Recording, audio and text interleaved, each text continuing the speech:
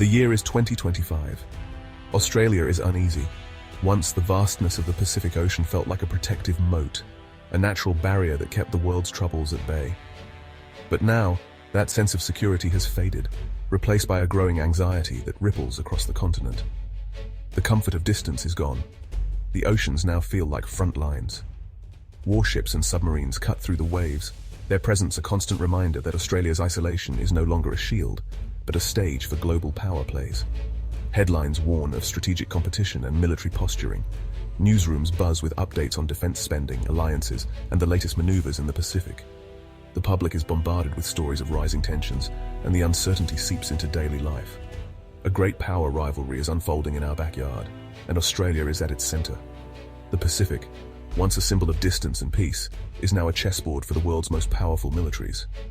American and Chinese warships shadow each other, their movements watched closely by allies and adversaries alike. The old assumption that conflict happens elsewhere has vanished. Australians who once felt removed from the world's flashpoints now watch warships on the horizon and wonder if their homeland could become the next battleground. Long-range missiles and global ambitions have erased our isolation.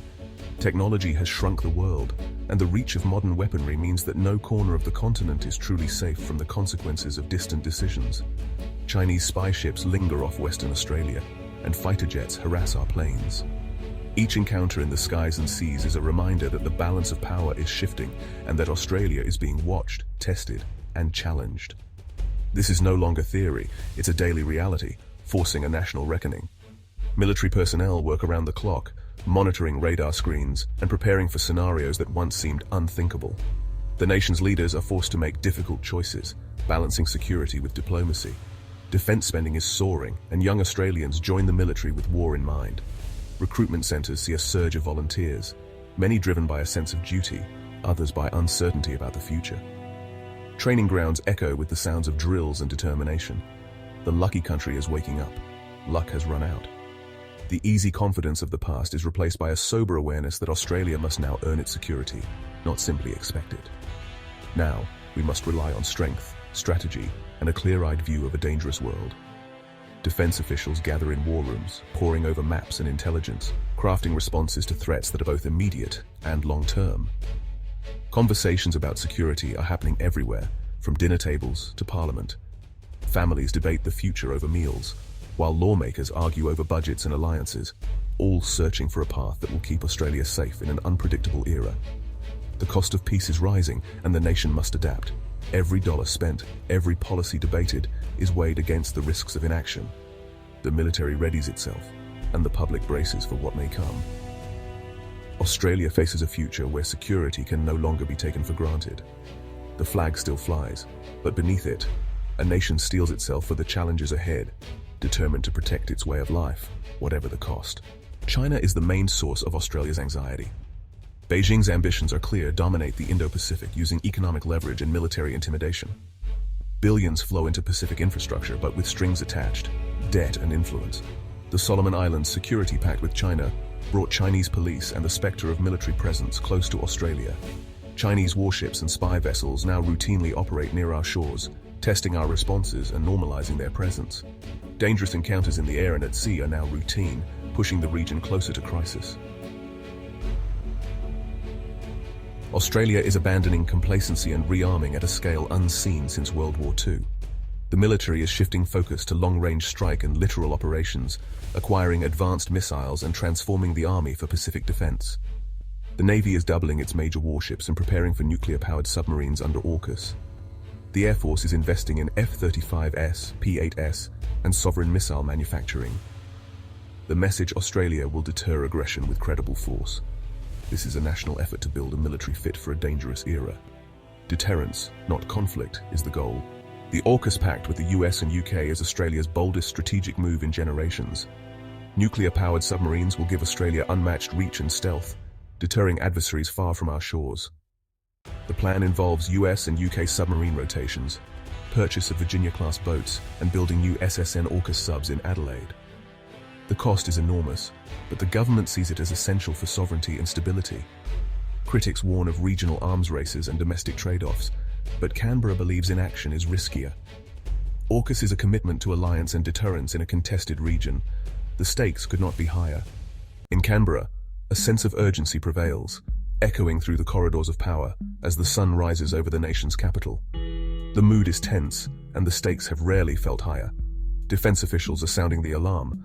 Australia now faces its gravest strategic risks since the end of World War II in 1945. The world has changed, and the threats are more complex and immediate than ever before. The rapid modernization of China's People's Liberation Army is not just a display of power for the world to see.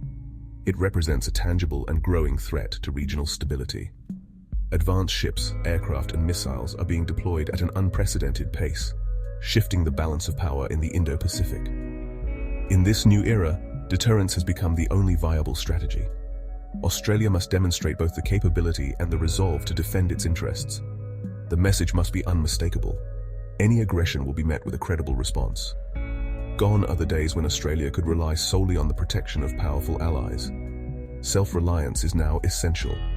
The nation is investing in its own defense, training its forces, and patrolling its vast maritime approaches. The United States, while still a vital partner, expects more from its allies.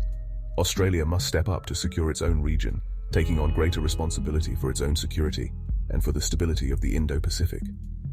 Alongside military preparations, Australia is strengthening its diplomatic ties. It is reaching out to Pacific partners, offering a vision for the region based on sovereignty, mutual respect, and the rule of law, a vision that stands in contrast to coercion and intimidation. The military build-up underway is not just for show, it is the hard power that underpins Australia's diplomatic efforts, ensuring that words are backed by real capability. Australia is not demanding that nations choose sides in a new Cold War. Instead, it is inviting its neighbors to join in building a stable, rules-based order, one where all countries, large and small, can thrive in peace. Yet without credible force to back up its words, diplomacy risks becoming empty and ineffective. Security and dialogue must go hand in hand. The era of subcontracted security, where others carried the burden, is over. Australia must now take primary responsibility for its own defense and for contributing to regional stability. With its proximity to contested zones in the Pacific, Australia finds itself on the front line of a new strategic reality. Vigilance and readiness are no longer optional, they are essential.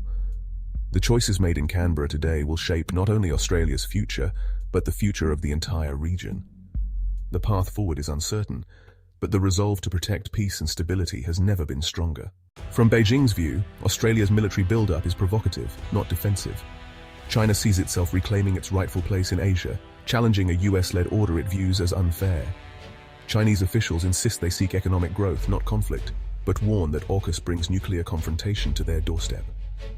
Australia is depicted as America's deputy sheriff, lacking independence. Beijing justifies its Pacific actions as economic partnerships, accusing Australia of a colonial mindset. Chinese media warn that siding with the US makes Australia a target. They argue the Pacific is big enough for all, and exclusion will only fuel instability. Cooperation, not confrontation, is their stated path forward. The Pacific standoff is no abstract debate. It affects every Australian, no matter where you live or what you do. The headlines may seem distant, but the consequences could reach into every home, every workplace, and every community across the nation. Our economic prosperity is at risk. China is our largest trading partner, and our relationship underpins much of our wealth. If conflict erupts, it could bring crippling sanctions, disrupt vital exports like iron ore, coal, and agriculture, and threaten thousands of Australian jobs. Australia's lifeblood, trade, relies on open sea lanes. Every day, goods flow in and out of our ports, connecting us to the world. If these routes are blocked, the impact would be immediate and severe. Disruption would devastate our economy and daily life. Businesses could close, unemployment could rise, and the cost of living would soar as essential goods become scarce. Supermarket shelves could empty within weeks if maritime routes are blocked. Everyday items we take for granted, food, medicine, fuel, could become hard to find, forcing families to make difficult choices. The human cost is real. War could draw in the ADF, sending our soldiers into harm's way and putting families under immense strain as loved ones are deployed. For the first time since World War II, casualties and attacks on Australian soil are possible. Our cities and towns could face threats we haven't seen in generations, testing our resilience and unity. The peace we've enjoyed for decades is fragile and must be actively defended. Our way of life, our freedoms, and our sense of security are not guaranteed. Defense spending and alliances are direct responses to these threats. Our partnerships with allies and investments in our military are designed to protect our sovereignty and deter aggression. The stakes are high: sovereignty, prosperity, and the security of future generations. The choices we make today will determine the Australia our children inherit. Every decision now shapes our future. Leaders must weigh risks carefully, balancing national security with the values and freedoms we cherish. The quiet continent faces a loud, uncertain tomorrow. As Australians, we must stay informed, united, and prepared for whatever challenges may come. Australia stands at a crossroads. The choices ahead will define our century. The rise of China has ended our strategic slumber. We are rearming and rethinking our place in a risk-filled world. Deterrence is a gamble. Will it prevent conflict or provoke it? AUKUS and nuclear submarines are bold moves but bind us closer to US strategy. The alternative, accommodation with Beijing, means surrendering sovereignty and values. Most Australians reject that path. We are caught between deterrence and submission, with no easy answers. The long holiday from history is over. The storm is here. The decisions we make now will shape whether our children inherit peace or conflict.